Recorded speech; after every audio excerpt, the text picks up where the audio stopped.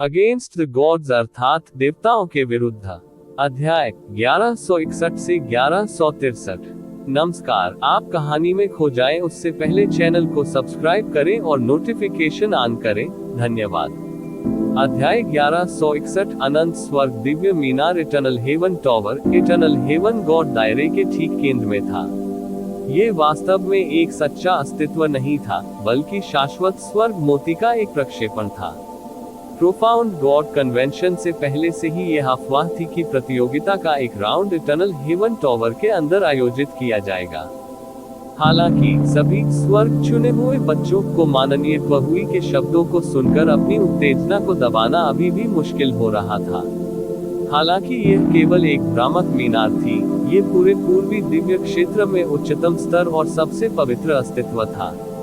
उद्धरण चिन्ह ... क्या यह मान लेना ठीक होगा कि हम किसी विपत्ति से बच गए?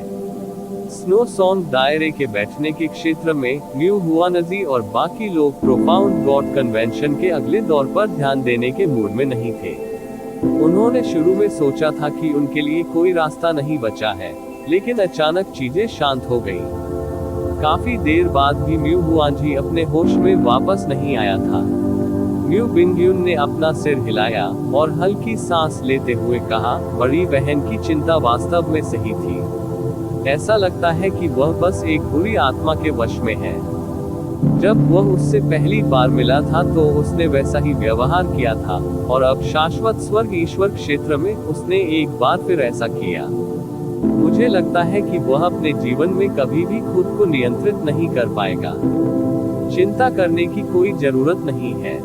भगवान सम्राट शिटियन द्वारा उपहास किए जाने और ड्रैगन सम्राट द्वारा अपनी राय बताने के बाद यू चे ठीक हो जाएगा, कम से कम शाश्वत स्वर्ग क्षेत्र में। हालांकि यान जुएहाई ने अपना सिर हिलाया।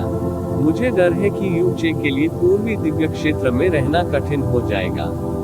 एक बार जब प्रोफाउंड गॉड कन्वेंशन समाप्त हो जाता है तो बेहतर होगा कि आप उसे तुरंत स्नो सॉन्ग क्षेत्र में वापस ले जाएं। ये सबसे अच्छा होगा यदि वह गहन अभ्यास में एक महान उपलब्धि हासिल करने से पहले स्नो सॉन्ग क्षेत्र को न छोड़े। म्यू हुआनजी ने आह भरते हुए सिर हिलाने से पहले उसकी बातों पर विचार किया। प्रारंभिक दौर के तीसरे दौर में अभी भी आपका पूरा अनुमान युद्ध के मैदान में भेजा जाएगा। माननीय क्यू हुई के शब्दों से किसी को भी आश्चर्य नहीं हुआ। सच्चा शाश्वत स्वर्ग टॉवर शाश्वत स्वर्ग दिव्य क्षेत्र के अंदर था, और जो बाहर मौजूद था वह इसके विशाल प्रक्षेपण से अधिक कुछ नहीं था। अतः ये स्वाभाविक था कि इसके अंदर केवल प्रक्षेपण ही प्रवेश कर सकते थे। आपको अनंत स्वर्ग दिव्य टॉवर की पहली मंजिल पर भेजा जाएगा, और आपका लक्ष्य 300वीं मंजिल तक पहुंचना होगा। हर मंजिल पर एक शक्तिशाली गहरा जानवर और उसकी रक्षा करने वाली एक गहरी छाया होगी। प्रत्येक मंजिल पर आप आगे बढ़ने के साथ जिन गहरे जानवरों और गहरी छायाओं का आपको सामना करना पड़ेगा, उनकी संख्या भी बढ़ जाएगी या और भी अधिक शक्तिशाली हो जाएगी, जिससे आपके लिए आगे बढ़ना और अधिक कठिन हो जाएगा। विजयी बनने का नियम बहुत सरल है। 300वीं मंजिल तक पहुंचने वाले पहले 32 गहन अभ्यासी अंतिम कॉन्वर्ट गॉड बैटल में प्रवेश करने में सक्षम होंगे। नियम निश्चित रूप से सरल और स्पष्ट था कि विजेता और हारने वाले का फैसला वही करेगा जो 300वीं मंजिल पर पहले पहुंचेगा। लेकिन विचाराधीन युद्ध क्षेत्र शाश्वत स्वर्ग दिव्य टॉवर था, और इसमें प्रवेश करने वाले हजारों स्वर्ग चुने हुए बच्चे थे।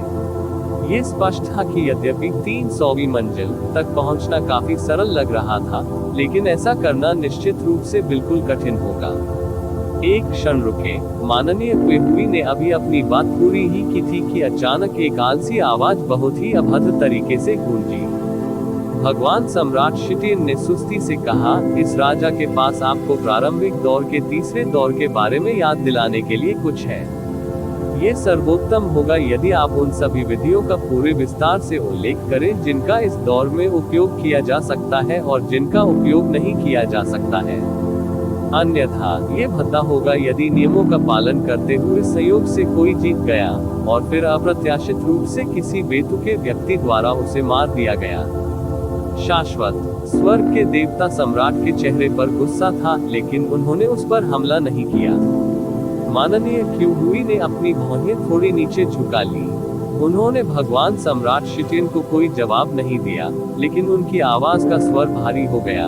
आप अनंत स्वर्ग दिव्य टॉवर के अंदर इस दौर में अभी भी पूर्ण प्रक्षेपण स्थिति में होंगे। इटर्नल हेवन टॉवर के अंदर एकमात्र नियम यह है कि 300वीं मंजिल तक पहुंचने वाले पहले 32 लोगों को विजेता माना जाएगा। इसके अलावा वहां कोई अन्य नियम नहीं है। क्यूहुई ने आखिरी 5 शब्द बेहद भारी आवाज में कहे।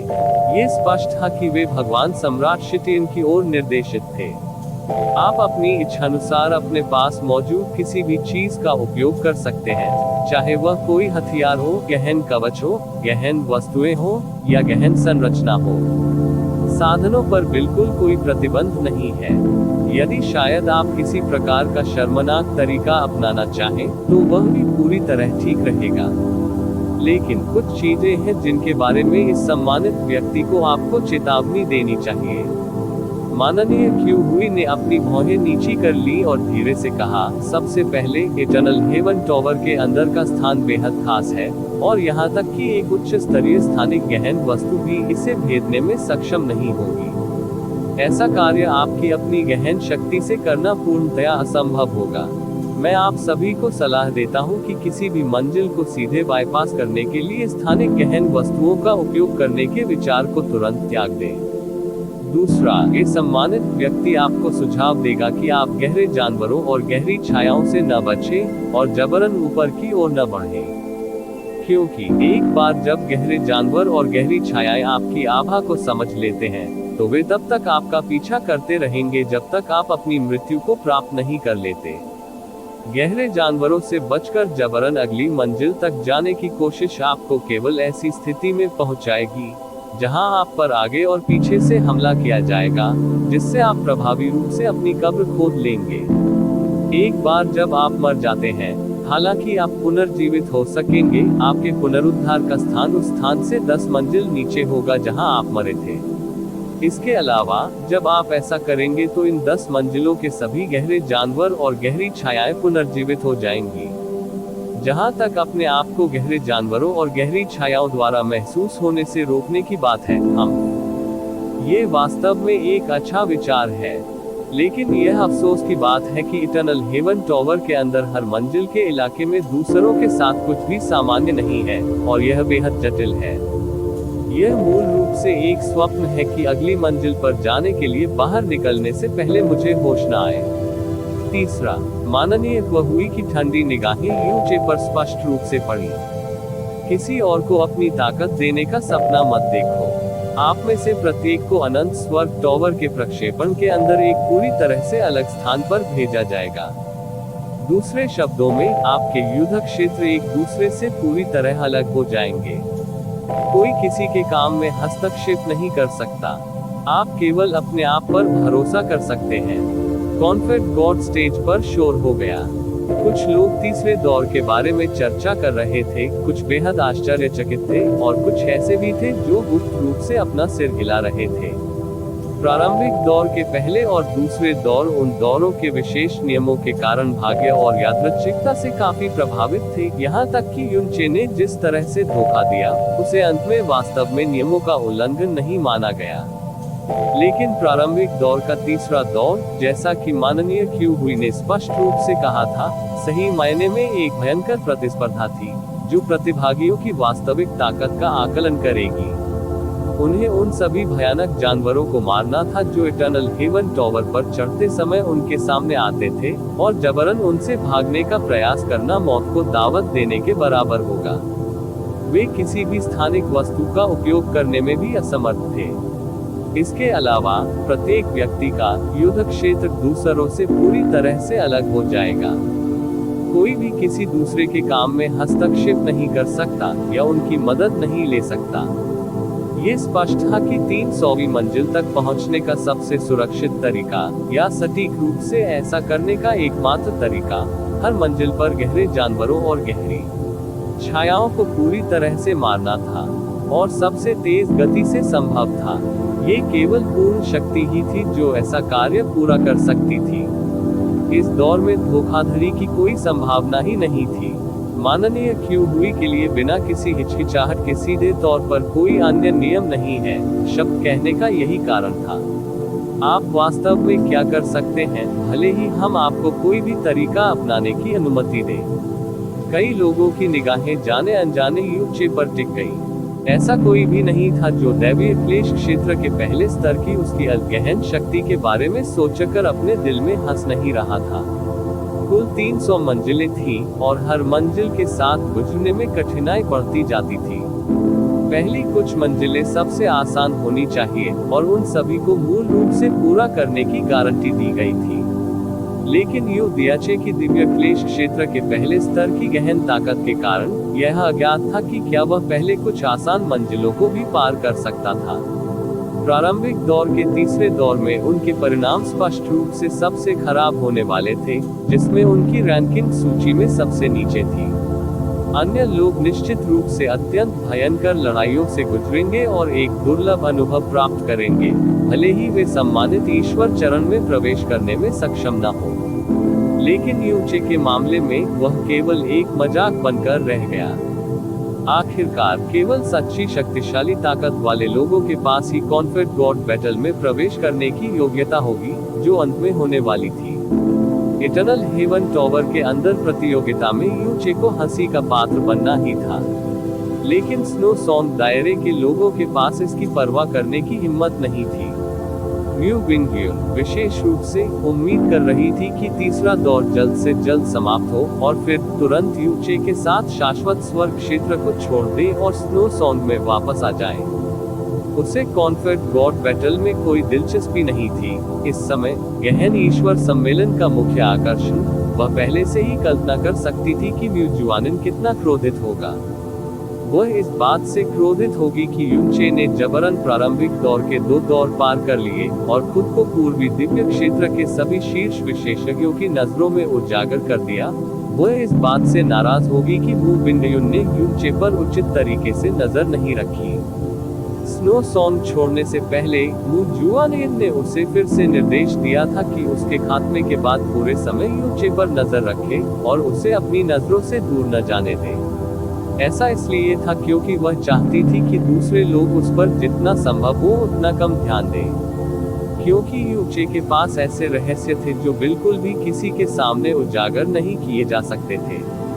लेकिन किसी ने नहीं सोचा था कि यह नियम सुनने पर कि हारने वाले को अनंत स्वर्ग क्षेत्र से निष्कासित कर दिया जाएगा। यूचे के पास लगातार 2 राउंड पार करने के अलावा कोई विकल्प नहीं होगा, जिसके परिणाम स्वरूप वह स्वर्ग द्वारा चुना गया बच्चा बन जाएगा और एक बड़ी गड़बड़ी पैदा करेगा। प्रोफाउंड गॉड कन्वेंशन में उन्होंने न केवल खुद को दूसरों के सामने उजागर किया, बल्कि वह लगभग सबसे बड़ा फोकस भी बन गए। मू बिंगयुन केवल ईमानदारी से प्रार्थना कर सकते थे कि उन्हें सबसे बुरे परिणाम का सामना न करना पड़े। क्या आपको कोई संदेह है? माननीय क्यू हुई ने सभी का निरीक्षण किया। ये देखकर कि किसी के पास कहने को कुछ नहीं है, उसने अपनी हथेली हिला दी। सफेद रोशनी अचानक आकाश से उतरी और सभी स्वर्ग चुने हुए बच्चों को ढक लिया। तुम्हारे असली शरीर यही रहेंगे। आपकी चेतना और आपके पास जो कुछ भी है उसे अनंत स्वर्ग टॉवर के अंदर प्रक्षेपित किया जाएगा। विजेता कॉन्फेड गॉड बैटल में प्रवेश करेंगे और हारने वाले कॉन्फेड गॉड स्टेज से अपनी लड़ाई देखेंगे। इसके अलावा आप इटर्नल हेवन टॉवर के अंदर जो कुछ भी करते हैं वह भी पूरी तरह से यहाँ प्रदर्शित किया जाएगा। अब जाओ, स्वर्ग में चुने गए बच्चों, जी भरकर अपनी शक्ति की चरम सीमा का प्रदर्शन करो। साबित करो कि तुम में भगवान की उपाधि पाने की योग्यता है। क्लैंक।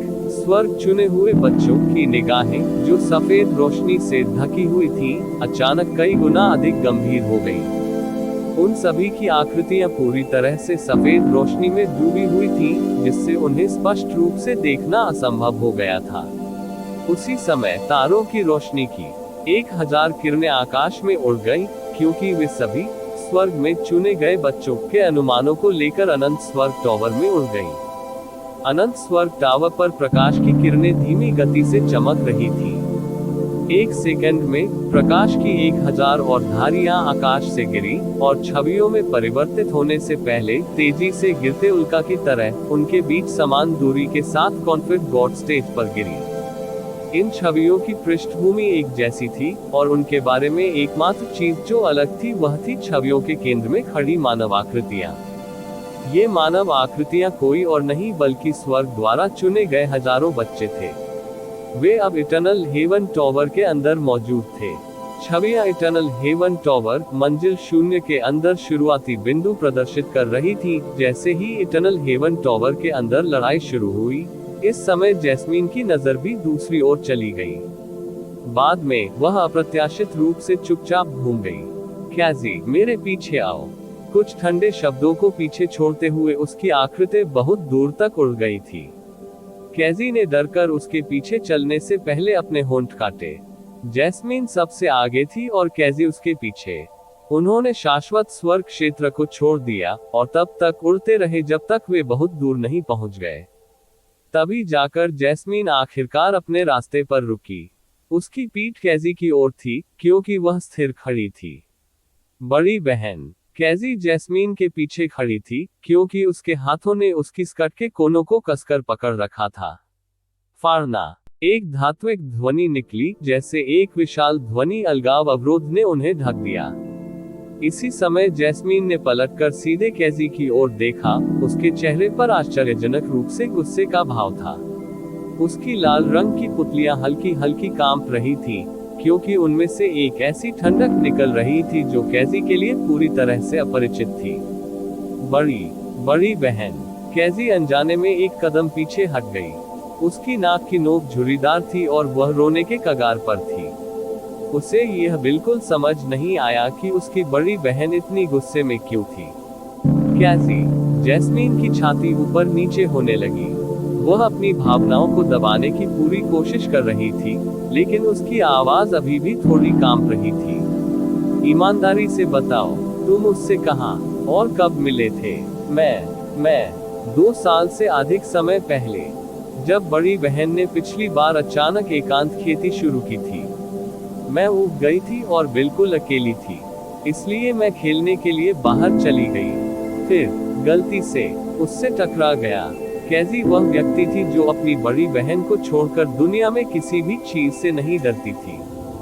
जैस्मीन एकमात्र ऐसी थी जिसे वह अपने दिल में परिवार मानती थी। उसने पहले कभी उसे इस तरह दिखते हुए नहीं देखा था। पिछली बार एकांत खेती शुरू की 2 साल पहले, उसके दिल में अनगिनत धाराएं उठती और गिरती हुई। जैस्मिन थोड़ी देर के लिए अवाक रह गई। काफी देर बाद आखिरकार उसने भारी आवाज में कहा, आप उससे कैसे मिले?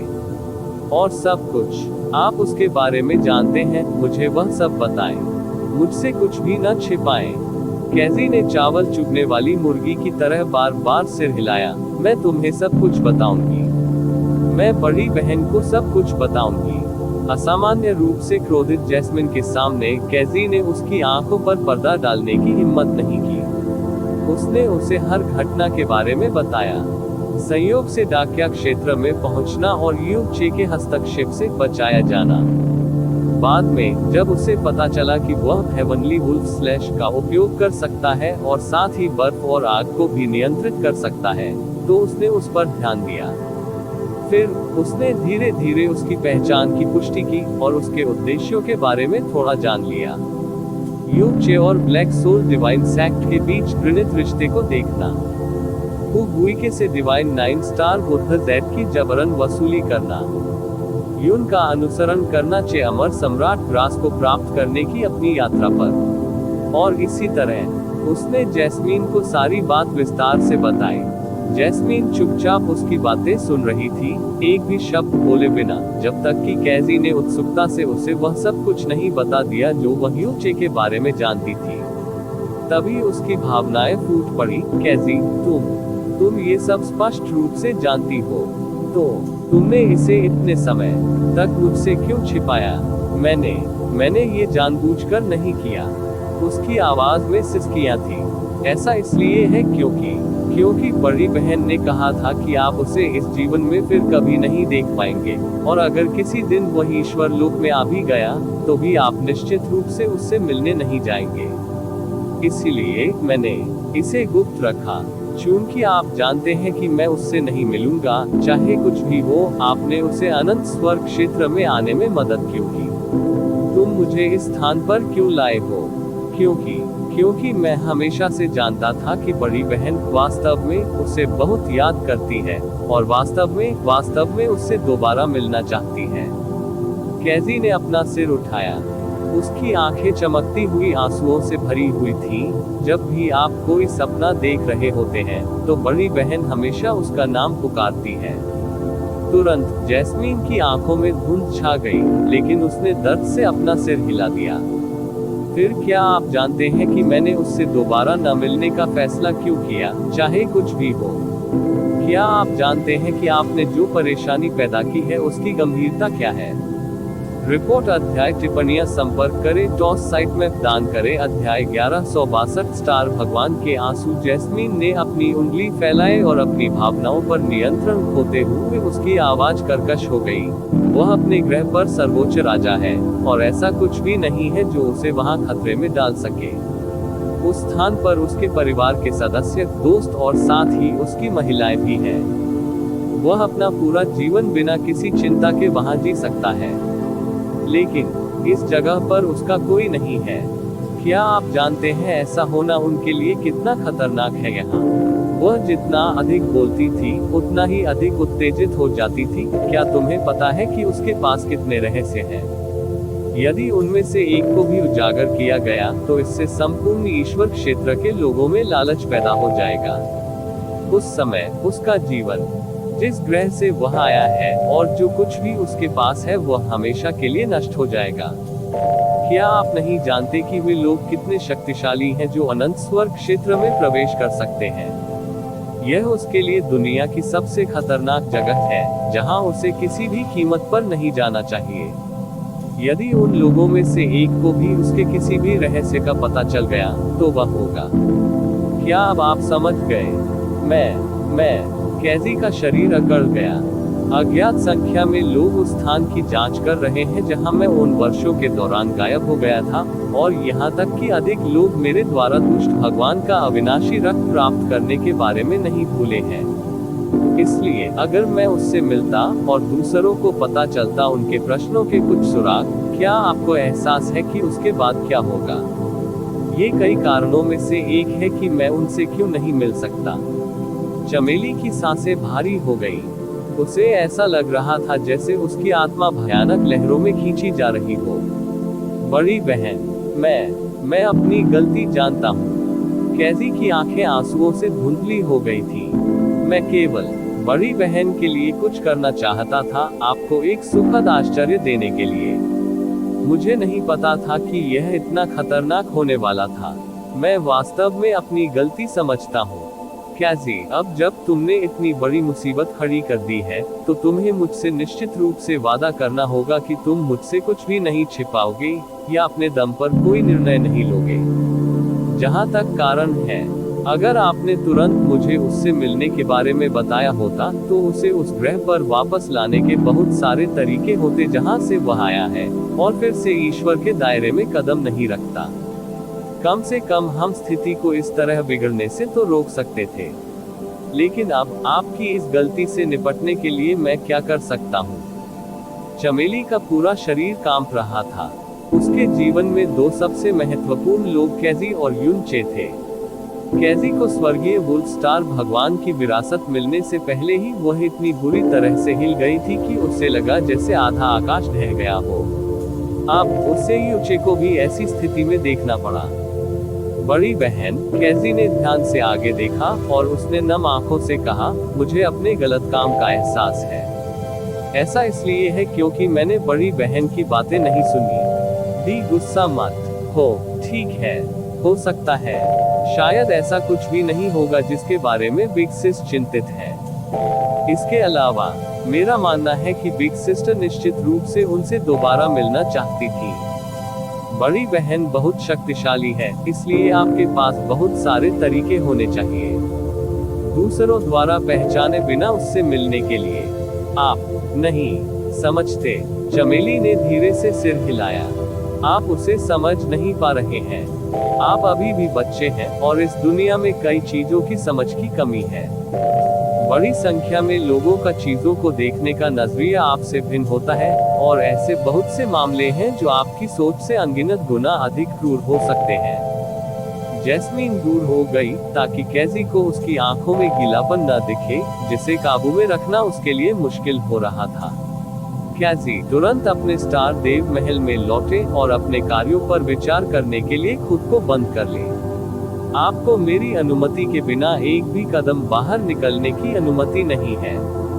कैजी ने कुछ कहने के लिए अपने होंठ खोले, लेकिन फिर चुपचाप अपना सिर नीचे कर लिया। उसने धीमी आवाज में कहा, मैं समझती हूँ। मैं अपने कार्यों पर ठीक से विचार करूंगी, इसलिए बड़ी बहन नाराज मत होइए, ठीक है। जैस्मिन से थोड़ा दूर उड़ते हुए कैजी अचानक फिर से घूम गई। हल्के स्वर में कहने से पहले उसने अपने होंठ काटे, बड़ी बहन, वह आपने उसका जो वर्णन किया उससे बहुत मिलता जुलता है, इस दुनिया का सबसे बड़ा बेवकूफ। मैंने जानबूझकर कई बार उसका मजाक उड़ाया, लेकिन वह बार बार अपनी जान जोखिम में डालकर मुझे बचाता रहा। ये सब इसलिए मैंने बड़ी बहन का नाम इस्तेमाल किया। चमेली, वह निश्चित रूप से जानता है कि ईश्वर क्षेत्र कितना खतरनाक है। ईश्वर क्षेत्र में पहुंचने का उनका एकमात्र उद्देश्य बड़ी बहन की तलाश करना था। बड़ी बहन से मिलने में सक्षम होने के लिए वह सचमुच बिना किसी चिंता के अपनी जान जोखिम में डाल सकता है। वह आगे मत बोलो। चमेली की पीठ हल्के हल्के कांप रही थी। तुरंत वापस जाओ और अपने कार्यों पर विचार करो। कैजी ने एक और शब्द कहने की हिम्मत नहीं की और अपनी खूबसूरत गर्दन नीचे कर ली। उसकी कोमल और गोरी उंगलियों ने उसकी स्कर्ट के कमरबंद को कसकर पकड़ लिया और वह आज्ञाकारी ढंग से स्टार की ओर वापस उड़ गई ईश्वर क्षेत्र। जैसे ही कैजी चली गई, जैस्मीन के चेहरे पर आंसुओं की 2 धाराएं बहने लगी और अपने पीछे गीली धारियां छोड़ गई। पीछा करते हुए मानो कोई बांध टूट गया हो, उसकी आंखों से आंसू अनियंत्रित रूप से बहने लगे। यू चे, उसका शरीर सिकुड़ कर नीचे झुक गया, क्योंकि वह बार बार सिसकती आवाज में उसका नाम पुकार रही थी। शायद कोई भी विश्वास नहीं करेगा कि स्टार गॉड दायरे के हेवनली स्लॉटर स्टार गॉड का वास्तव में उसका इतना नाजुक पक्ष होगा, और एक कमजोर लड़की की तरह दुख में रोएगी। दूर एक नजर लगातार जैस्मीन को देख रही थी, एक बार भी हटे बिना। स्वर्गीय वध सितारा भगवान का मन इतना अव्यवस्थित है कि इतने लंबे समय के बाद भी उसने मुझे नहीं खोजा। आखिरकार ऐसा लगता है कि यह यात्रा करना उचित था। मैंने जो सोचा था उसके विपरीत। यहाँ स्थिति बेहद दिलचस्प है। कियाना ये यंग ने जैस्मीन से अपनी आंखें हटा ली, क्योंकि उसने हल्के से उस नाम को बुलाया जो पहले उसके द्वारा याद किए जाने के लायक नहीं था। ये 9 प्रोफाउंड एक्सक्लूसिव बॉडी से भी अधिक दिलचस्प है। इटर्नल हेवन टॉवर की दुनिया के अंदर इसमें प्रवेश करने वाले सभी गहन अभ्यासी मंजिल 0 पर मौजूद थे। हालांकि यह एक टावर था, लेकिन हर मंजिल पर दुनिया अप्रत्याशित रूप से विशाल थी।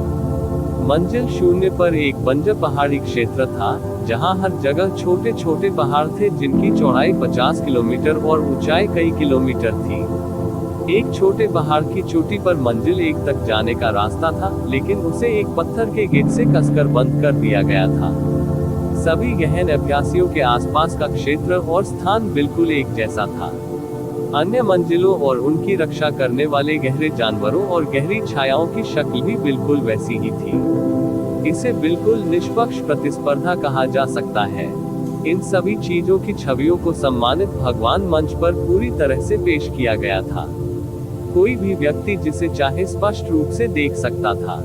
बहुत जल्द भाग लेने वाले प्रत्येक गहन अभ्यासी मंजिल 1 की ओर जाने वाले मार्ग पर आ गए। वे पत्थर के गेट के खुलने का इंतजार कर रहे थे और तुरंत मंजिल 1 के अंदर जाने की तैयारी कर रहे थे। ये बिल्कुल समय के विरुद्ध एक दौड़ थी, और यहाँ तक कि लुओ चेंगशुआन भी इसका अपवाद नहीं था। लेकिन प्रतिभागियों के बीच अभी भी एक अपवाद था। यू चे, वह अभी भी उसी स्थान पर खड़ा था जहां उसे शुरुआत में इटर्नल हेवन टॉवर के अंदर भेजा गया था, और 1 इंच भी नहीं हिला था। उसकी आंखें घूम रही थी, जैसे वह कुछ सोच रहा हो। यू चे के इस व्यवहार से कई लोगों को तिरस्कार की भावना महसूस हुई, लेकिन वे वास्तव में इस पर आश्चर्यचकित नहीं थे। ऐसा इसलिए था क्योंकि इस प्रतियोगिता में किसी को अपनी ताकत पर भरोसा करना पड़ता था, और इसलिए चाहे वह कुछ भी करे, अंत में परिणाम पूरी तरह से वही होने वाला था। ईस्टर्न डिवाइन रीजन के प्रोफाउंड गॉड कन्वेंशन की प्रारंभिक प्रक्रिया का तीसरा दौर, अनंत स्वर की आवाज एक बार फिर सम्मानित गॉड स्टेज पर गूंज उठी, अभी शुरू होता है। बूम बूम बूम, हजारों समान और पूरी तरह से अलग युद्ध क्षेत्रों में से मंजिल 1 की ओर जाने वाले पत्थर के द्वार एक ही समय में खोले गए। तुरंत गहन अभ्यासियों का पूरा समूह, जो इस समय अपनी शक्ति जमा कर रहा था, धनुष की प्रत्यंचा से छूटते तीर की तरह सीधे मंजिल 1 पर पहुंच गया। यह अभी भी केवल यू चे था जिसने ऐसा दिखावा किया मानो उसने कुछ भी नहीं सुना हो, और बेफिक्र रहा। हालांकि अब कोई भी उसकी ओर कृपालु दृष्टि से नहीं देख रहा था। इसके बजाय लोग अपने तारा क्षेत्र के गहन अभ्यासकर्ताओं को भूल रहे थे, और उससे भी अधिक उन सच्चे विशेषज्ञों को देख रहे थे जिन्हें भगवान की उपाधि से सम्मानित किया जाना था। इटर्नल हेवन टॉवर की मंजिल 1 में प्रवेश करना दूसरी दुनिया में कदम रखने के समान था। ये जगह पहले की तरह बंजर नहीं थी। इसके विपरीत यहाँ हरे भरे जंगल थे, जिनमें पक्षी चहचहा रहे थे और फूलों की खुशबू हवा में बह रही थी, साथ ही असंख्य पेड़ आकाश तक पहुंच रहे थे। लेकिन इससे पहले कि गहन अभ्यासी अपनी आंखों के सामने के दृश्यों की पूरी तरह से सराहना कर सके, आश्चर्यजनक आभा वाली एक गहरी छाया जैड हरे पेड़ों से फूटकर उनके सामने आ गई। गहरी छाया ने दोधारी ब्लेड पकड़ रखी थी। इसका शरीर गहरे हरे रंग का था, जिससे यह आसपास के वातावरण में खुद को अच्छी तरह से छिपा सकता था, और इसके हमले अतुलनीय थे, निर्मम, क्योंकि इसने एक ही वार से मारने के प्रयास में महत्वपूर्ण हिस्सों को सीधे निशाना बनाया। ये जानकर और भी आश्चर्य हुआ कि इसकी गहन शक्ति वास्तव में दिव्य आत्मा क्षेत्र के पहले स्तर तक पहुंच गई थी।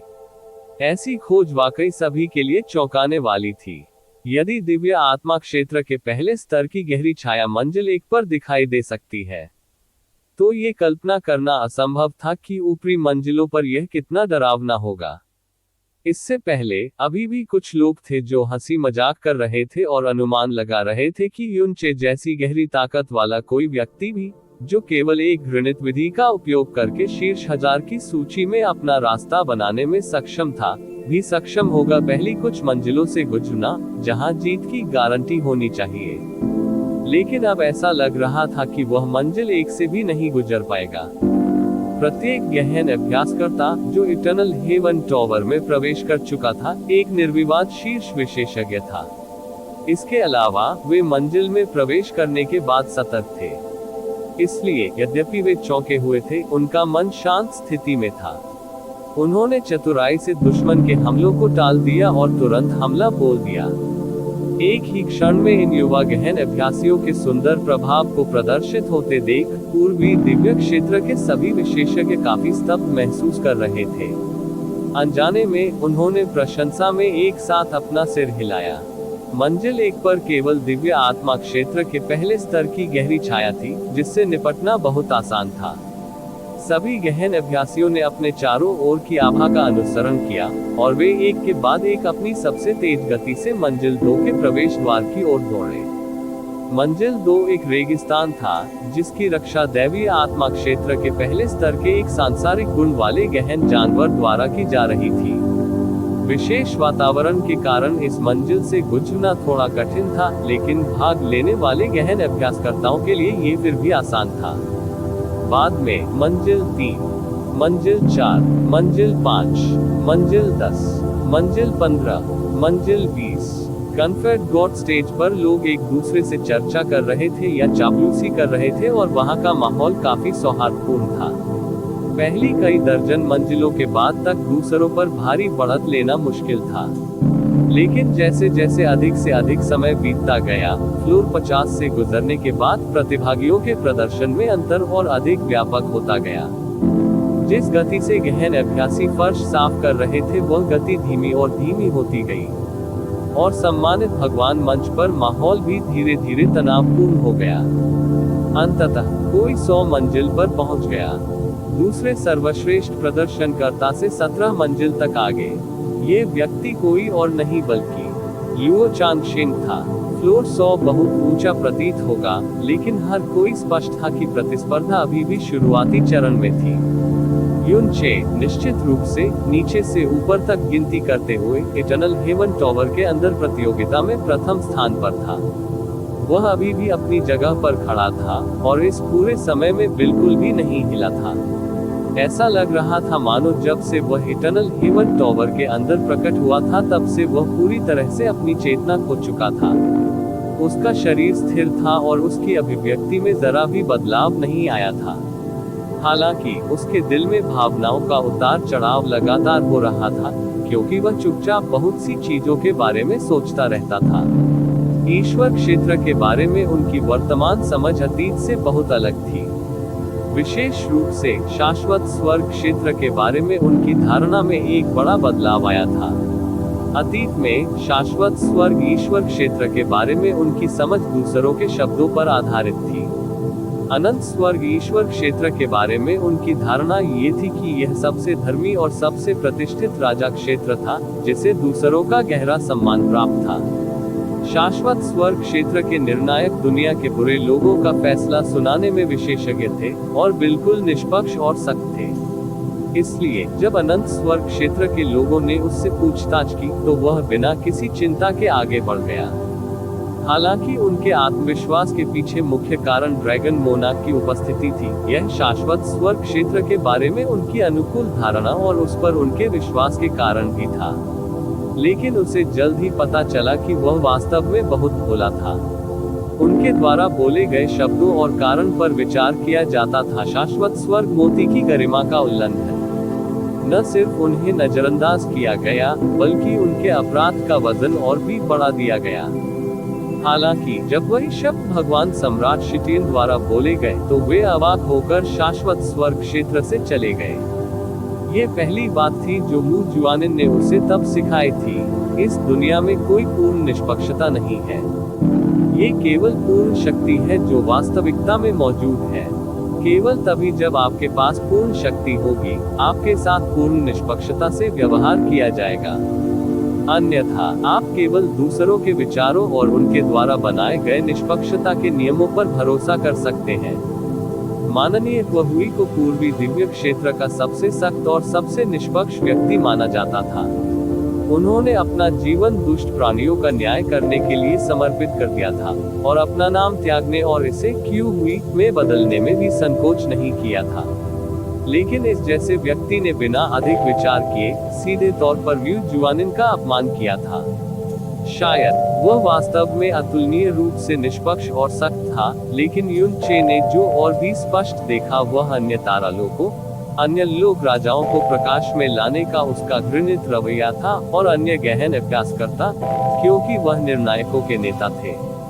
वह एक ऐसे राजा का भी अपमान कर सकता था जिसने सर्वोच्च उपलब्धि, दिव्य गुरु, प्राप्त कर लिया हो।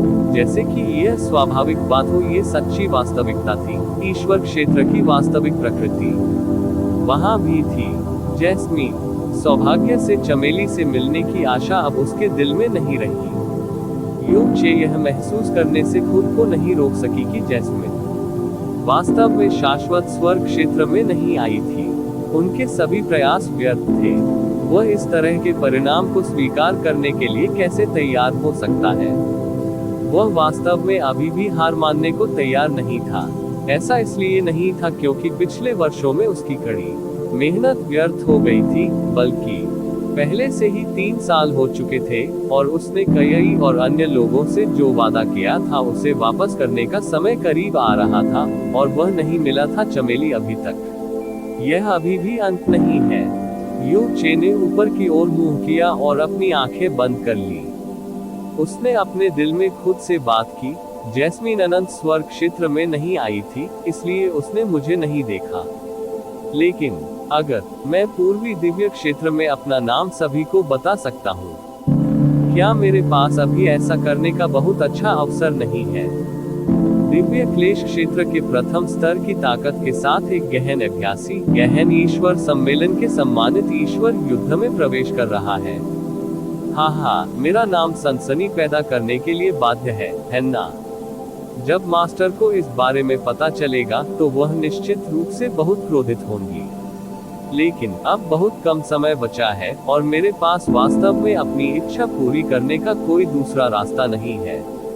अगर अंत में मैं जैस्मीन से नहीं मिल पाया तो मुझे जीवन भर इसका अफसोस रहेगा। जैसे ही युन चे ने अपनी आंखें खोली, उनके भीतर का दृश्य धीरे धीरे ठंडा और दृढ़ हो गया। उसकी आंखों की पुतलियों की गहराइयों में एक असामान्य रूप से अजीब सी रोशनी चमक उठी। इससे पहले मैंने मास्टर का अपमान किया था, मुझे इसकी 10 गुना भरपाई करनी होगी। तुम्हारी हिम्मत कैसे हुई मेरे गुरु बुरे आदमी क्वहुई का अपमान करने की? अपनी आंखें पूरी तरह से खोलो और ध्यान से देखो, असली अंधा कौन है? रिपोर्ट अध्याय टिप्पणियां संपर्क करें टॉस साइट में दान करें। अध्याय 1163 किसी से रहित स्थान इटर्नल हेवन टॉवर की मंजिल 100 से शुरू होकर प्रतियोगिता की कठिनाई नाटकीय रूप से बढ़ गई। गहरे जानवरों के पास न केवल पिछली मंजिलों की तुलना में अधिक गहरी ताकत थी, बल्कि वे और भी जंगली हो गए। गहरी छायाओं ने भी सभी प्रकार की अप्रत्याशित चालों का उपयोग करना शुरू कर दिया, और थोड़ी सी भी लापरवाही से गंभीर क्षति हो सकती थी। इन गहन छायाओं के मार्गदर्शन के कारण गहन अभ्यास करने वालों की तुलना में गहन जानवरों को इलाके की कहीं बेहतर समझ थी, जो पहली बार टॉवर के फर्श का दौरा कर रहे थे। इसलिए उन्हें हिला पाना लगभग असंभव था, बल्कि भले ही कोई किसी तरह उन्हें झटक कर अगली मंजिल पर चला जाए, गहरी परछाइयां और गहरे जानवर तब तक उनका पीछा करते रहेंगे जब तक कि वे मर न जाएं। अंततः मंजिल 142 से एक दयनीय चीख आई। 3 छायाओं के गुप्त हमलों के तहत एक गहन अभ्यासी की मृत्यु हो गई थी। जब वे पुनर्जीवित हुए तो उन्हें वापस मंजिल 132 पर भेज दिया गया। इसके अलावा सभी गहरे जानवर और गहरी छायाएं, जिन्हें उन्होंने पहले खत्म कर दिया था, वे भी एक बार फिर से पुनर्जीवित हो गई। कॉन्फेड गॉड स्टेज पर इस समय कई लोगों के भाव बदल गए। मंजिल 150 तक पहुंचने से पहले ही किसी की मृत्यु हो गई थी, इसलिए ये सोचना डरावना था कि एक बार प्रतिभागियों के मंजिल 200 पर पहुंचने के बाद मंजिल को साफ करना कितना कठिन होगा। शायद ये प्रतिस्पर्धा नहीं होगी कि मंजिल 300 पर पहले कौन पहुंचा, लेकिन कौन कौन से लोग वहां तक पहुंच पाएंगे। फ्लोर 150 के बाद भाग लेने वाले गहन अभ्यासियों द्वारा इटर्नल हेवन टॉवर पर चढ़ने की गति स्पष्ट रूप से धीमी और धीमी होती गई। यहाँ तक कि जो लोग शीर्ष 100 में स्थान पर थे, वे भी हर कदम सावधानी से उठा रहे थे और उनकी गति बहुत कम हो गई थी। जहां तक उन लोगों की बात है जो शीर्ष 1000 की सूची में निचले स्थान के अपेक्षाकृत करीब थे, वे लगातार कठिन संघर्षों से गुजर रहे थे, उनके हर तरफ खतरे मंडरा रहे थे। उनमें से कुछ ऐसे भी थे जो अगली मंजिल में प्रवेश करने से पहले थोड़ी देर की सांस भी ले रहे थे। हालांकि कुछ उचित और अपेक्षित अपवाद भी थे।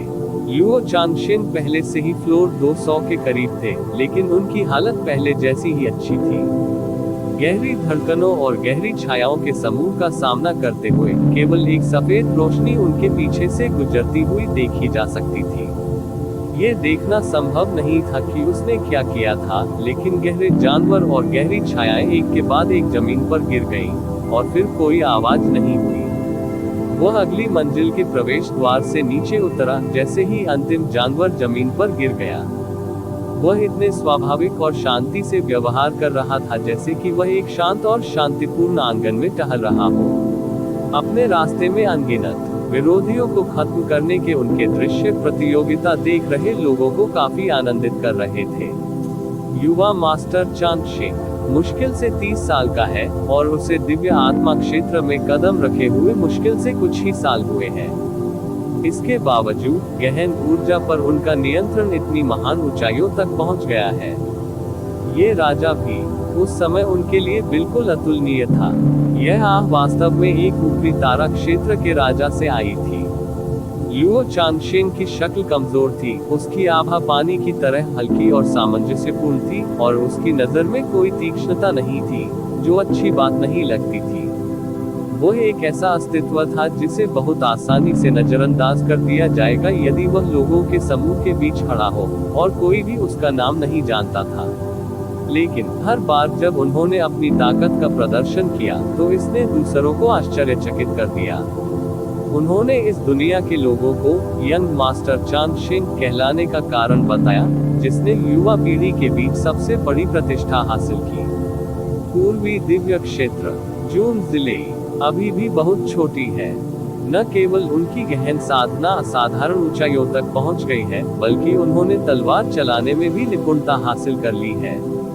इस बूढ़े व्यक्ति ने अपना पूरा जीवन तलवार सीखने में पागलपन से बिताया, और तलवार की महारत में महान उपलब्धि हासिल करने का दावा किया। अब मुझे वास्तव में इस जूनियर के सामने शर्म आती है।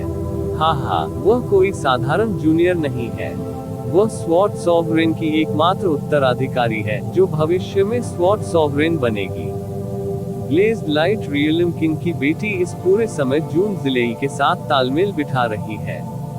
इन दोनों की अपनी अपनी ताकतें हैं, इसलिए उनकी खेती के आधार पर यह तय करना मुश्किल है कि कौन बेहतर है। यदि वे कॉन्फ्लिक्ट गॉड बैटल के दौरान एक दूसरे से टकराते हैं, तो यह निश्चित रूप से उन दोनों के बीच एक भयंकर लड़ाई होगी।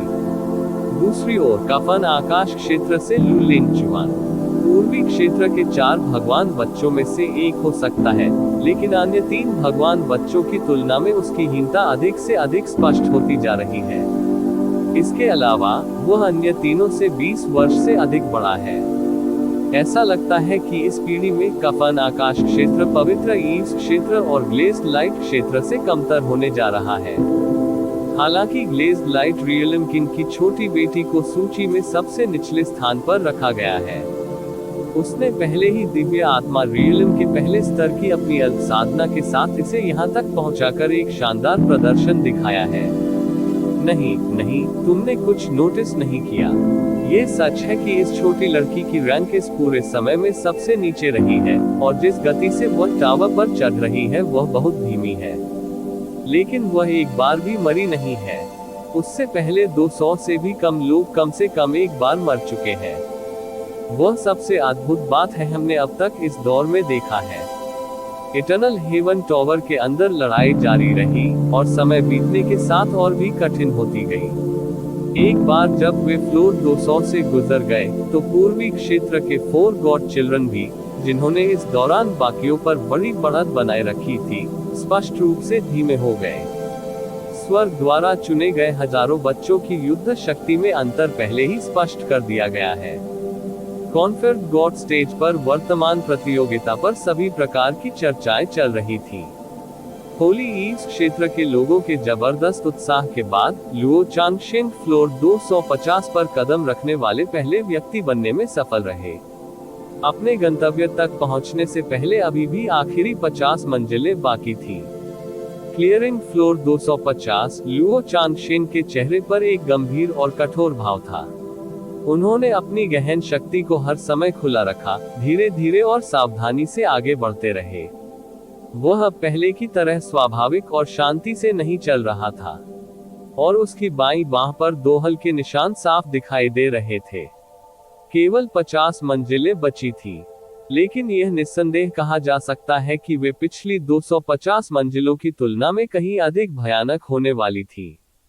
ये केवल अब था कि पूर्वी क्षेत्र के 4 ईश्वरीय बच्चों के लिए सच्ची चुनौती और कठिनाई आधिकारिक तौर पर शुरू हो गई थी।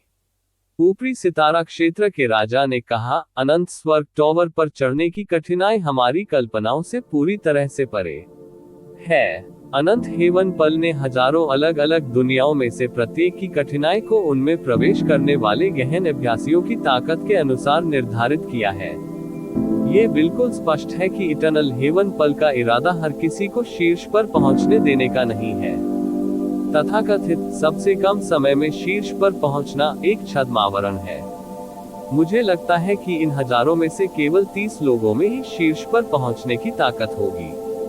समय का मूल रूप से उस लक्ष्य को प्राप्त करने से कोई लेना देना नहीं है।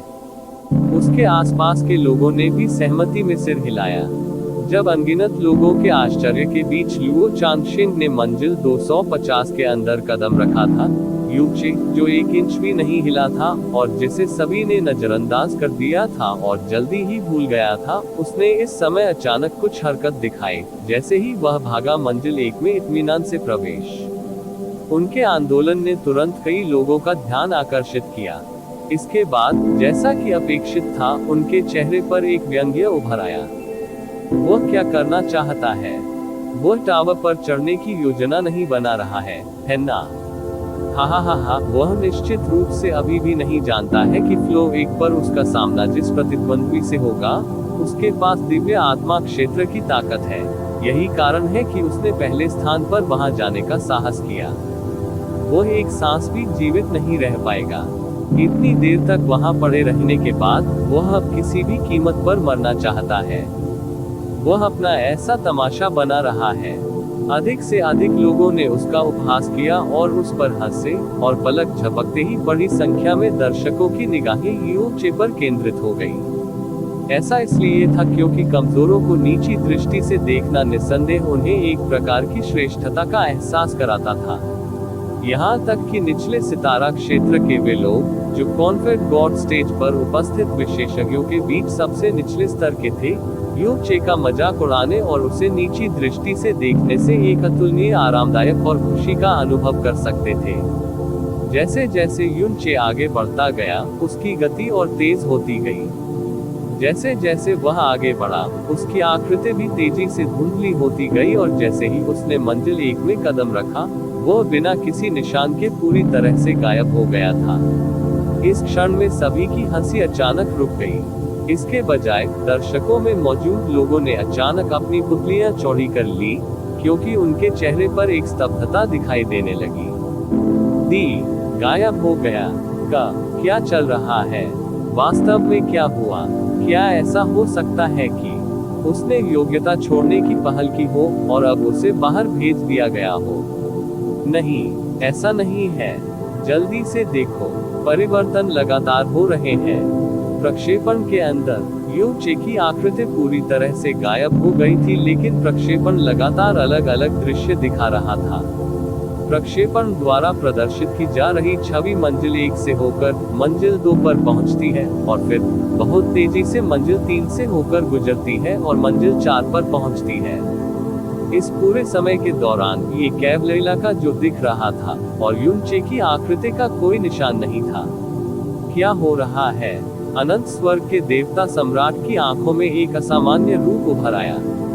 इसके तुरंत बाद, जैसे कि उसने अचानक कुछ सोचा हो, तुरंत उसके चेहरे पर एक अकल्पनीय अभिव्यक्ति प्रकट हुई। यहाँ तक कि भगवान सम्राट शिटियन भी, जो अनंत स्वर्ग टॉवर के अंदर की लड़ाई में पूरी तरह से उदासीन थे, इस समय उठ बैठे। उसकी आंखों से अजीब सी रोशनी निकल रही थी, क्योंकि वह सीधे उस प्रक्षेपण को देख रहा था जिस पर कोई भी व्यक्ति दिखाई नहीं दे रहा था। ये हो सकता है उत्तम अदृश्यता, ड्रैगन मोनार्क ने धीरे से कहा। ये पहली बार था जब शाश्वत स्वर्ग क्षेत्र में पहुंचने के बाद उसका चेहरा, नजर और आवाज इतनी गंभीर हो गई थी। सभी 5 महान देव सम्राटों ने बगल में देखा। ड्रैगन मोनार्क, क्या ये वास्तव में हो सकता है? ड्रैगन मोनार्क ने धीमी आवाज में कहा, इस तरह की अदृश्यता तकनीक का उल्लेख कई अभिलेखों में किया गया है, और यह बिल्कुल भी मनगढ़ंत बात नहीं है। आपको स्वयं इस मुद्दे पर स्पष्ट होना चाहिए। गहन संचलन कौशल के लिए यह उच्चतम संभव स्तर है, अंतिम क्षेत्र। यहाँ तक कि अगर किसी ने इस स्तर का गहन कौशल प्राप्त कर लिया है, तो भी इसका सफलतापूर्वक अभ्यास करना बेहद कठिन होगा। न केवल इसके लिए अत्यधिक उच्च समझ क्षमता की आवश्यकता होती है, अफवाह यह है कि एक या कई प्राकृतिक तत्वों के साथ अत्यधिक निकटता होना, किसी की गहन शक्ति पर बहुत नियंत्रण होना और स्वर्ग और पृथ्वी की आभा की विशेष समझ होना भी आवश्यक है। इसके अलावा, इसे अभी भी साकार करने के अकल्पनीय रूप से बड़े अवसर की आवश्यकता है। ये कहा जा सकता है कि ऐसी तकनीक को सफलतापूर्वक सीखने की स्थितियां बेहद कठोर हैं। हालांकि मैंने इस ड्रैगन के 350,000 साल लंबे जीवन में बहुत सारे रिकॉर्ड देखे हैं, आज पहली बार मैंने इसे अपनी आंखों से देखा है। आप सभी नहीं, हम सभी ने इस युवा को कमतर आंका। ये शब्द कहते समय ड्रैगन मोनाक का चेहरा स्पष्ट रूप से बदल गया। पांचों महान देव सम्राट चुप हो गए और बहुत देर तक एक शब्द भी नहीं बोले। संभवतः उन्होंने कभी नहीं सोचा था कि एक दिन ऐसा आएगा जब चीजों के बारे में उनकी समझ ऐसे युवा के कारण चकनाचूर हो जाएगी। ब्रह्मा स्वर्ग देव सम्राट। ये ड्रैगन आप ब्रह्मा स्वर्ग देव सम्राटों की उस महान वैभवशाली ब्रह्मा छाया को याद करता है। मुझे लगता है कि इसका अंतिम क्षेत्र अदृश्य और निशान रहित है। ड्रैगन मोनाक ने अचानक पूछा। ब्रह्मा स्वर्ग देव सम्राट ने थोड़ा सा सिर हिलाया। सही है। हालांकि इस तरह के क्षेत्र की खेती केवल 9 लाख साल पहले हमारे पूर्वजों द्वारा ही सफलतापूर्वक की गई थी। तब से कोई भी ऐसा नहीं कर पाया। ब्रह्मा हेवन ने पहले भी इसका प्रयास किया है, लेकिन अनगिनत प्रयासों के बाद भी कोई फायदा नहीं हुआ। अगर इस ड्रैगन ने गलत अनुमान नहीं लगाया है, तो ये बच्चा स्नो सॉन क्षेत्र मून स्प्लिटिंग कैस्केड में दिव्य आइस फीनिक्स संप्रदाय के दिव्य गहन कौशल को क्रियान्वित कर रहा है। ड्रैगन मोनाक ने बेहोश होकर सांस छोड़ी। यह कोई आश्चर्य की बात नहीं है कि वह स्नो सॉन रियलमकिन का प्रत्यक्ष शिष्य बनने में सक्षम था। यह अदृश्यता जितना सरल नहीं है, आप जानते हैं। भगवान सम्राट शिटिन ने अपनी ठोड़ी को अपने अंगूठे और उंगली के बीच दबा रखा था, क्योंकि उसकी आंखें अभी भी सीधे उस प्रक्षेपण को देख रही थी जिस पर यूचे मौजूद था। न केवल उसका शरीर पूरी तरह से गायब हो गया है, बल्कि उसकी आभा भी गायब हो गई है। वह इतनी सारी मंजिलें पार कर चुका है, लेकिन किसी भी गहरे जानवर या गहरी छाया ने उसकी उपस्थिति पर थोड़ी सी भी प्रतिक्रिया नहीं दिखाई। अद्भुत। मैंने नहीं सोचा था कि ऐसा आंदोलन कौशल अभी भी इस दुनिया में मौजूद है। बहुत बढ़िया। उद्धरण चिन्ह ... उद्धरण चिन्ह। ब्रह्मा स्वर्ग भगवान सम्राट ने बहुत देर तक कुछ नहीं कहा। उसकी आंखों में एक अजीब सी रोशनी चमक उठी। तो इस दुनिया में यंग ग्रह के अलावा अभी भी कोई है जो ऐसा काम कर सकता है। पूरे ईश्वर क्षेत्र में ऐसा कोई नहीं है जो यंग ग्रह की प्रतिभा और समझने की क्षमता के करीब पहुंच सके। दैवीय मास्टर क्षेत्र में प्रवेश करने के तुरंत बाद उसे एक एहसास हुआ और अंततः अदृश्यता का क्षेत्र प्राप्त कर लिया। लेकिन यह व्यक्ति बस दैवीय क्लेश क्षेत्र में है। ये देखते हुए कि ड्रैगन मोनाक और 5 महान देव सम्राट भी अपने दिलों में सदमे में थे, दूसरों की प्रतिक्रिया की कल्पना करना आसान था। पूरा कॉन्फेट गॉड स्टेज शो शराबा वाला हो गया था, और यहाँ तक कि प्रोफाउंड गॉड कन्वेंशन की प्रतियोगिता देखने आए राज्य के राजाओं को भी अपनी आंखों पर विश्वास करने की हिम्मत नहीं हुई। क्या वास्तव में यहाँ क्या चल रहा है? क्या ये कोई राक्षसी कला हो सकती है, या किसी प्रकार की विशेष गहन वस्तु? गहरा आंदोलन कौशल असंभव। इस दुनिया में ऐसी गति कौशल कैसे हो सकता है? क्या इसे धोखाधड़ी माना जाएगा? छी, आखिर क्या हो रहा है? यान जुए हाय हक्का बक्का रह गया, और वो रूली की आंखें बाहर निकलने की कगार पर थी। बाद में जैसे ही वह अपने पास आया, वह अचानक कांप उठा और चिल्लाया, अरे बुजुर्ग हुआंची, ये कौन सी चाल है? ये लड़का यूचे, वह ऐसा कुछ करने में कैसे सक्षम है? दूसरी ओर म्यू बिंग्यून और म्यू हुआनजी दोनों अत्यधिक उत्साह में खड़े हो गए। मुझे मत बताओ। म्यू हुआनजी ने अपनी आंखें चौड़ी की, जैसे उसने कुछ सोचा, लेकिन इस पर विश्वास नहीं कर पा रहा था। चंद्रमा विभाजन कैस्केड। ये परम क्षेत्र है कि संप्रदाय गुरु और हमारे पिछले पूर्वज भी कभी सफलतापूर्वक अभ्यास करने में सक्षम नहीं थे। म्यू बिंग्यून बड़बड़ाया। डिवाइन आइस फीनिक्स संप्रदाय के एक महल स्वामी और फीनिक्स वंश के उत्तराधिकारी के रूप में आइस फीनिक्स की शक्ति से प्राप्त आंदोलन के अंतिम क्षेत्र को देखने में सक्षम होने से उसके मन को गहराई से झटका लगा। वह इतनी उत्साहित थी कि अब उसे मरने का भी अफसोस नहीं होगा। इसमें कोई संदेह नहीं था कि अदृश्यता यूचे के सबसे महान तुरुप के पत्तों में से एक थी, और उसके लिए एक अत्यंत महत्वपूर्ण जीवन रक्षक साधन भी थी। एकमात्र व्यक्ति जो वास्तव में अपने अलावा उसके अदृश्यता का उपयोग करने में सक्षम होने के बारे में जानता था, वह मू जुआनिन था। आज तक यही स्थिति थी। शुई मेइन, एक पूरी तरह से अवर्णनीय व्यक्ति, को भी अप्रत्याशित रूप से इसके बारे में पता चला। जहां तक दूसरों की बात है, यहां तक कि मू बिंग-यून जैसे किसी व्यक्ति को भी इसके बारे में पता नहीं था। डाकिया क्षेत्र में उसने ब्लैक सोल डिवाइन संप्रदाय के कई सदस्यों की हत्या की और इतने लंबे समय तक उन पर चालें चली, लेकिन किसी को नहीं पता था कि वह अदृश्य हो सकता है, क्योंकि उनके लिए ये सोचना असंभव था। भले ही वे उन्हें पीट कर मार डाला गया, ताकि कोई वास्तव में उनकी आकृति और आभा दोनों को पूरी तरह से गायब कर सके।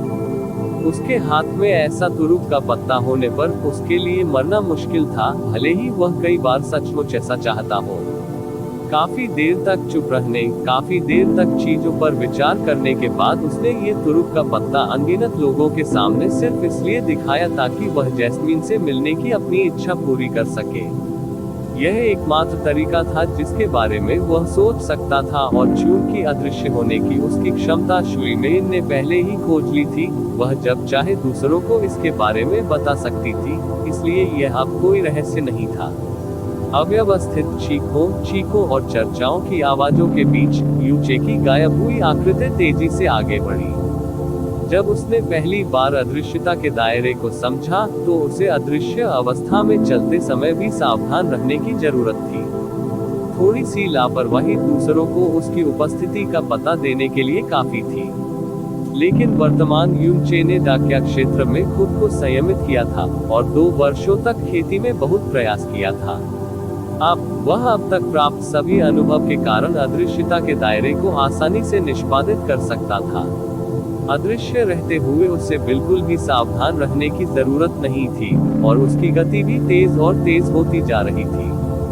मंजिल 10, मंजिल 20, मंजिल 30, मंजिल 50, मंजिल 100, मंजिल 120, मंजिल 150, मंजिल 200। सम्मानित भगवान मंच पर शोर धीरे धीरे शांत हो गया। दर्शकों की निगाहें, जो पहले पूर्वी क्षेत्र के 4 भगवान बच्चों और अन्य गहन चिकित्सकों पर केंद्रित थी, उस प्रक्षेपण को देख रही थी जो इस समय यूचे की दुनिया को प्रदर्शित कर रहा था। वे स्तब्ध होकर प्रोजेक्शन स्क्रीन पर तेजी से एक के बाद एक दृश्य प्रदर्शित होते हुए देख रहे थे। मंजिल 220, मंजिल 230, मंजिल 240, मंजिल 250। फिर स्क्रीन ने उस मंजिल से आगे की मंजिल दिखाई जहां लुओ चांगशेंग इस समय स्थित था, और जो छवि प्रक्षेपण पर प्रदर्शित की जा रही थी वह ऊंची और ऊंची मंजिलें दिखाती रही। वह आराम करने या किसी लड़ाई में शामिल होने के लिए नहीं रुका। मानो सभी गहरे जानवर और गहरी छायाएं अपनी चेतना से वंचित हो गईं, उनमें से किसी ने भी उसके प्रति थोड़ी सी भी प्रतिक्रिया नहीं दिखाई। अन्य गहन अभ्यासकर्ताओं को हर मंजिल पर सावधान रहना पड़ता था, खासकर जब से मंजिल 200 पार करने के बाद उनके घातक और भयंकर लड़ाई में शामिल होने की संभावना थी। लेकिन यूचे के लिए इस दौर में उसे केवल टावर पर चढ़ना था। मंजिल 270, जमीन 280, मंजिल 290, मंजिल 299। 30 गहरे जानवर और 30 गहरी छायाएं संयुक्त रूप से इस मंजिल की रक्षा कर रही थी। यूचे की गति धीमी हो गई और तेज गति से उनके बीच में चला गया। वह एक विशाल गहरे जानवर से 20 कदम से भी कम दूरी पर था। हालांकि वह गहरा जानवर अभी भी जमीन पर झुका हुआ था और पहले की तरह सभी दिशाओं में इधर उधर देखता रहा। हालांकि यह स्पष्ट रूप से सतर्क था, लेकिन इसने यूचे के प्रति कोई प्रतिक्रिया नहीं दिखाई जो उसके बहुत करीब था। इस तरह जैसे कि उसने किसी से रहित जगह में प्रवेश किया हो। यूचे सीधे मंजिल 300 के प्रवेश द्वार तक चला गया, इस तथ्य के बावजूद कि मंजिल 299 पूरे टावर में सबसे खतरनाक और डरावना था। जब उसने फ्लोर 300 के अंदर कदम रखा, तो उसने अपनी अदृश्यता को उजागर किया और अनगिनत खाली घूरती आंखों के सामने अपना असली शरीर प्रकट किया। मंजिल 300 की रखवाली करने वाले कोई गहरे जानवर नहीं थे। फर्श के केंद्र में केवल एक टेलीपोर्टेशन गहरी संरचना थी। यूचे की अभिव्यक्ति उदासीन थी, जिसमें दुख या खुशी का कोई संकेत नहीं था। उन्होंने किसी भी निर्देश की प्रतीक्षा नहीं की और गहन संरचना में चले गए। क्लैंक। इटर्नल हेवन टावर के अंदर यूचे के प्रक्षेपण के रूप में प्रकाश की किरणें चमकी और पूरी तरह से विघटित हो गईं, और बिना किसी निशान के नष्ट हो गईं। कॉन्फेड गॉड स्टेज के केंद्र में यूचे धीरे धीरे उस घनी सफेद रोशनी से बाहर निकल गया जिसने सभी स्वर्ग चुने हुए बच्चों के वास्तविक शरीर को ढक लिया था। ये घातक सन्नाटा था जिसने मंच पर उनकी वापसी का स्वागत किया। नियम के अनुसार मैं प्रथम हूँ, ठीक है। युन चे ने सभी लोगों की प्रतिक्रिया को पूरी तरह से नजरअंदाज कर दिया, क्योंकि वह अपनी जगह पर रुक गया। उन्होंने माननीय क्यू हुई का सामना किया जो उनके सामने खड़े थे, और उनके चेहरे पर कोई अभिव्यक्ति नहीं थी। उद्धरण चिन्ह उद्धरण चिन्ह। माननीय क्यू हुई ने यूचे का अवलोकन किया। न्याय निर्णायकों का ये नेता, जिसने अनगिनत तारामंडलों और दैवीय मार्ग के विशेषज्ञों को दंडित किया था, और चाहे आकाश भी गिर जाए, अपनी अभिव्यक्ति नहीं बदलता था, बहुत देर तक कुछ भी कहने में सक्षम नहीं था। रिपोर्ट अध्याय टिप्पणियां संपर्क करें टॉस साइट में दान करें। इसी प्रकार के अपडेट्स लेते रहने के लिए हमारे चैनल ऑडियो बुक्स 108 को सब्सक्राइब करें और नोटिफिकेशन ऑन करें। धन्यवाद।